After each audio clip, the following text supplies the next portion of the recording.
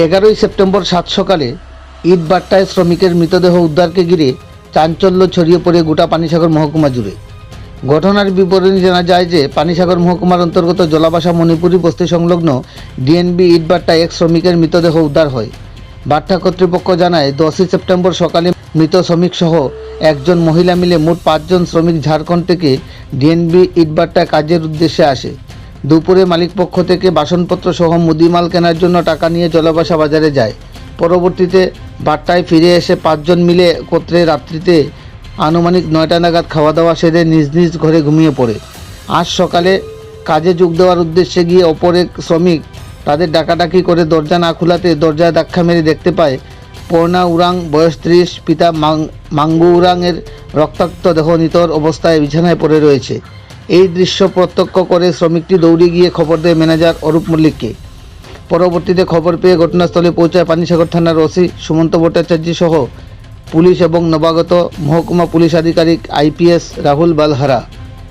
ইটভাট্টা মালিক নবজ্যোতি নাথ জানায়, বিগত বছরের ন্যায় এবছরও ঝাড়খণ্ডের রাঁচির বড় এলাকার বাসিন্দা পেশায় ভাট্টা শ্রমিক পর্ণা একই এলাকার বাসিন্দা জিতু উরাং বয়স 60 বছর পিতা চারকু উরাংকে সাথে নিয়ে ভাট্টায় কাজ করার উদ্দেশ্যে যোগ দেয়। একই দিনে রাঁচি থেকে এক মহিলা সহ আরও 3 জন শ্রমিক এসে যোগ দেয়। একই রাজ্যের বাসিন্দা হওয়ার সুবাদে প্রথম দিনে সকলে একত্রিত রান্না করে খেয়ে নিজ নিজ ঘরে ঘুমিয়ে পড়ে। জানা গেছে রাত্রি আনুমানিক 10টা নাগাদ পর্ণা ও জিতু আকণ্ঠ মদ্যপ অবস্থায় ঝগড়া করে এবং একটা সময় জিতু উত্তেজনাবশত একটি গাছের ডাল দিয়ে পর্ণাকে শোয়া অবস্থায় মাথায় আঘাত করলে পর্ণা ঘটনাস্থলেই মৃত্যুর কোলে ধরে পড়ে। পরবর্তীতে প্রাণ বাঁচাতে ঘাতক জিতু রাতের অন্ধকারে ভাট্টা থেকে পালাতে গিয়ে অচেনা এলাকা হওয়ার সুবাদে রাত্রি আনুমানিক 3টা নাগাদ ধর্মটিলা এলাকায় পৌঁছায়। ধর্মটিলা এলাকায় বিগত বেশ কিছুদিন যাবৎ গরু চুরির হিড়িক পড়াতে গ্রামবাসীরা পাহারা দেওয়ার সময় জিতুকে দেখতে পেয়ে গরু চুর ভেবে প্রচণ্ড মারধর করে। গ্রামবাসীদের মার খেয়ে জিতু জানায় সে গরু চুর নয়, সে ইটভাটায় এক শ্রমিককে খুন করে পালাতে গিয়ে ওই এলাকায় এসে পড়ে। পরবর্তীতে জিতুর কথা শুনে আসল সত্যির রহস্য উন্মোচনে খবর পাঠানো হয় পানিসাগর পুলিশে। পুলিশ গিয়ে আহত অবস্থায় জিতুকে নিয়ে আসে পানিসাগর মহকুমা হাসপাতালে। পুলিশের জিজ্ঞাসাবাদে জিতু খুনকাণ্ডের ঘটনা স্বীকার করে। বর্তমানে আহত ঘাতক জিতুয়ের চিকিৎসা চলছে পানিসাগর মহকুমা হাসপাতালে। ঘটনাস্থল পরিদর্শনে আসেন উত্তর জেলা পুলিশ সুপার আইপিএস অবিনাশ রায়। পানিসাগর পুলিশ মৃতদেহ ময়নাতদন্তের জন্য নিয়ে আসে পানিসাগর মহকুমা হাসপাতালের মর্গে। এই নিয়ে পানিসাগর পুলিশ একটি খুনকাণ্ডের অভিযোগ নিয়ে ঘাতক জিতুয়ের বিরুদ্ধে যথোপযুক্ত পদক্ষেপ গ্রহণের প্রক্রিয়া চালিয়ে যাচ্ছেন। বহিরাজ্যের এক শ্রমিক কর্তৃক অপর শ্রমিক খুন হওয়াকে ঘিরে গোটা পানিসাগর মহকুমা জুড়ে চাঞ্চল্য সহ শোকের ছায়া নেমে আসে। পানিসাগর থেকে নিজস্ব প্রতিনিধি রিपोर्ट श्यामली त्रिपुरा।